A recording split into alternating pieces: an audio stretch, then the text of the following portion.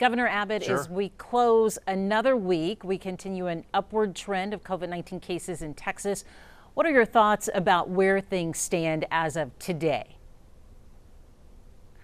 Things are in good shape in Texas. Understand a couple of very important pieces of information. Look at Harris County, for example. The trend in Harris County has been outstanding. You have about a 2% growth rate, which is a very comfortable growth rate.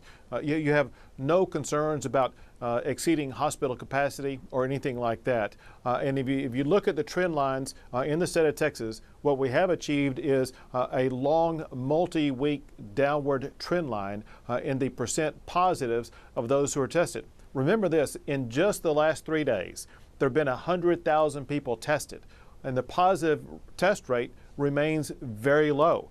A month ago, the positive test rate was more than 10%.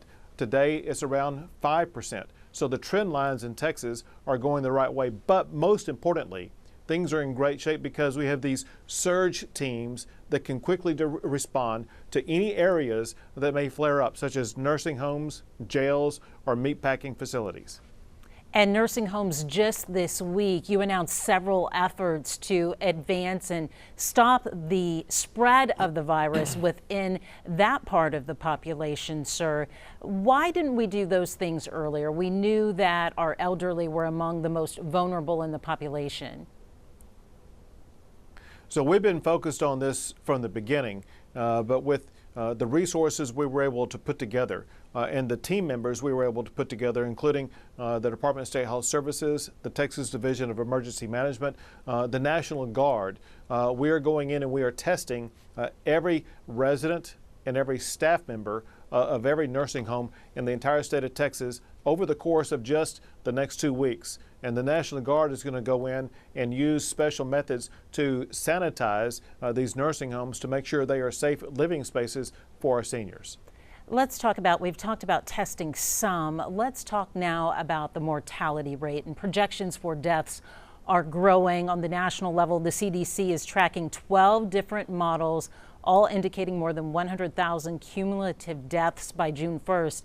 Does such information impact your plans for Texas, and what are your projections and your health team's projections for the state of Texas? So Texas has one of the lowest death rates in the United States and one of the lowest number of deaths among states in the United States, especially on a per capita basis. And one reason for that is because we're doing such a good job with regard to hospital capacity. This cannot be overlooked. This is maybe the most important factor, and that is we never have been in a situation like New York and New Jersey and New Orleans where they ran out of hospital beds or ventilators. We have plenty of hospital beds, plenty of ventilators, plenty of ICU units where we can make sure we can take care of all Texans who may contract COVID-19. The state is doing more testing, circling back around to testing, but the FDA warned of false negative from tests by Abbott Labs. Abbott Labs has provided tens of thousands of tests to Texas. Are you concerned about these false negatives? What do you advise Texans to do at this point who've been tested?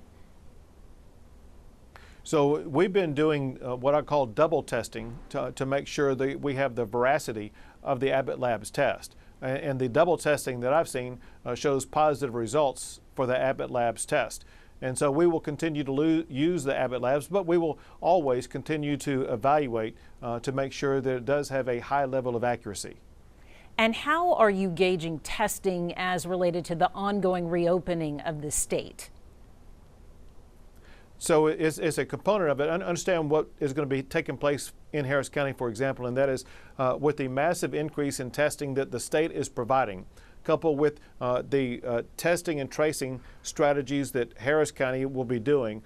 Harris County and the state of Texas together, we will be able to identify any type of hotspot, provide the resources needed to respond and contain that hotspot. That's exactly how we can both open up businesses but contain the spread of COVID-19 at the very same time.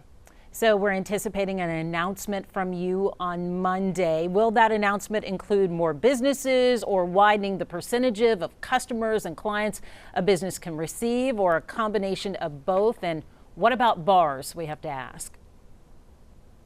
So we're looking at everything you just mentioned, and that is for businesses already open, considering opening them up more. For businesses that are not open right now, considering allowing them to open.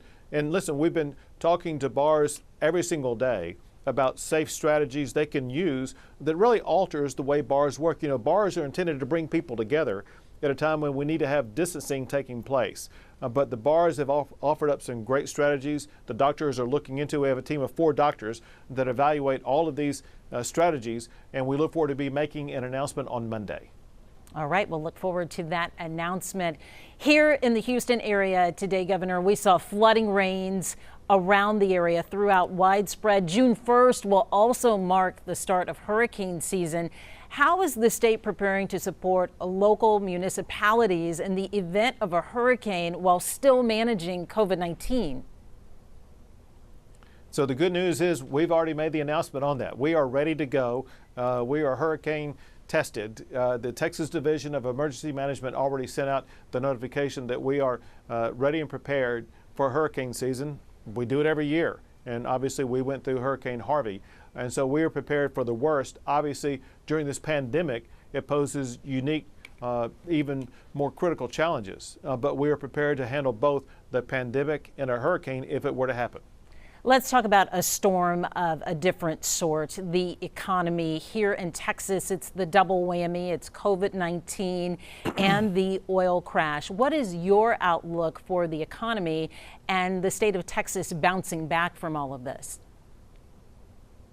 I received some information from the Dallas Federal Reserve that's very positive, and that is even though we have far too many unemployment claims in Texas, among all the large states in the United States, Texas ranks the lowest. What that means is we have more Texans getting back to work, and our goal obviously is to reduce unemployment claims by having people return to work. The great thing about Texans is that they're not asking for a handout, they're asking just to go back to work. We're going to help them do that. All right, Governor Abbott, thank you so much for joining us and answering our questions this evening. We appreciate your time, sir. Thank you. My pleasure. Thank you.